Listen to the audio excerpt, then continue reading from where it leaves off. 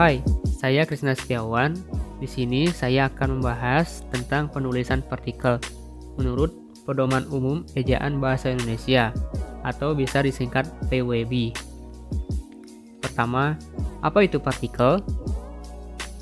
Partikel merupakan kata tugas yang digunakan sebagai pelengkap atau penegas kata yang diikutinya. Pada PWB terdapat 5 macam partikel. Di antaranya, yang pertama, partikel lah. Partikel lah dipakai dalam kalimat perintah atau kalimat berita. Yang kedua, partikel kah dipakai dalam kalimat tanya. Yang ketiga, partikel tah dipakai dalam kalimat tanya, tetapi si penanya tidak mengharapkan jawaban. Itu seperti saat kita bertanya pada diri kita sendiri dalam hati.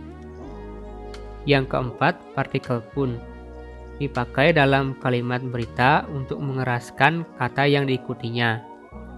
Yang terakhir, partikel per. Partikel per memiliki arti demi, tiap, atau mulai. Sekarang kita akan membahas pedoman penulisan. Partikel lah, kah, dan tah ditulis serangkai dengan kata yang mendahuluinya. Contoh kalimatnya, yang pertama, angkatlah tangan kananmu. Partikel lah ditulis serangkai dengan kata angkat yang mendahuluinya. Begitu pula dengan contoh yang kedua dan ketiga, partikel kah ditulis serangkai dengan kata akan yang mendahuluinya, dan tah ditulis serangkai dengan kata apa yang mendahuluinya. Contoh kasus kesalahan penulisan. Perhatikan kata yang diberi garis bawah merah pada gambar. Partikel kah seharusnya ditulis serangkai dengan kata apa yang mendahuluinya, sehingga menjadi kata apakah yang serangkai. Begitu pula dengan contoh yang kedua. Partikel lah seharusnya ditulis serangkai dengan kata anggap yang mendahuluinya, sehingga menjadi kata anggaplah yang serangkai. Selanjutnya, partikel pun. Partikel pun ditulis terpisah dari kata yang mendahuluinya. Contohnya, yang pertama, apapun makanannya, minumnya tetap air. Partikel pun dan kata apa ditulis terpisah. Contoh yang kedua, tak ada satupun yang peduli. Partikel pun dan kata satu ditulis terpisah. Begitu juga dengan contoh yang ketiga, partikel pun ditulis terpisah dengan kata berapa. Contoh kasus kesalahan penulisan partikel pun.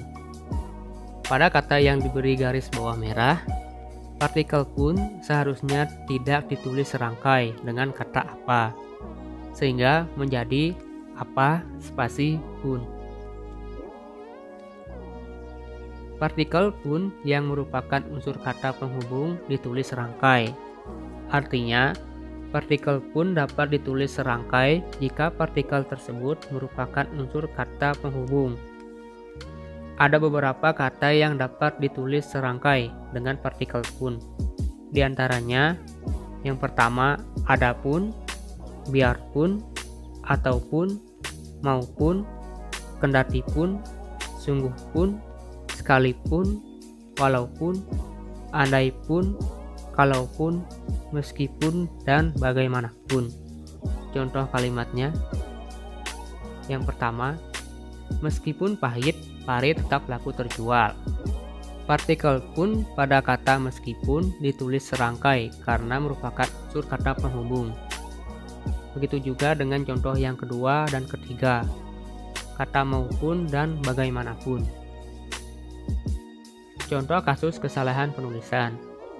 Kata yang diberi garis bawah seharusnya ditulis serangkai karena partikel pun merupakan unsur dari kata penghubung. Yang terakhir, partikel per. Partikel per ditulis terpisah dari kata yang mengikutinya. Contohnya, yang pertama, Satu persatu ayam Pak Made hilang. Partikel per ditulis terpisah dengan kata satu yang mengikutinya.